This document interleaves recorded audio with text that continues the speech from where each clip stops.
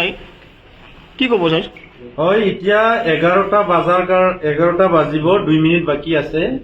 আমাৰ ইয়াতে আমাৰ অসমৰ সন্মানীয় মুখ্যমন্ত্ৰী ডাঙৰীয়া আৰু আমাৰ বিটিআৰ প্ৰধান প্ৰমোদ বড়ো ডাঙৰীয়াই আজি আমাক স্পষ্ট অফিচাৰ বিলাকক অনুৰোধ কৰি আছে সময়মতে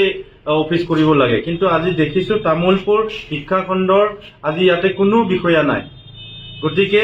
আমি গম পাইছো আমাৰ বিও ডাঙৰীয়াই এটা স্কুল ভিজিটত গৈছে কিন্তু বিও ডাঙৰীয়াক এৰি কোনো ইয়াতে ষ্টাফ আজি ইয়াতে অফিচত নাই গতিকে আমি এইটো যেটো কিবা নাই অফিচত প্ৰেজেন্ট থাকা নাই মুখ্যমন্ত্ৰী ডাঙৰীয়া কোৱাৰ পিছতো আমাৰ বিটিআৰ প্ৰধান কোৱাৰ পিছতো গতি ইয়াতে আমি বিশেষ ব্যৱস্থা লওঁ ক'ত গৈছে আজি অফিচ ষ্টাফ ক'ত গৈছে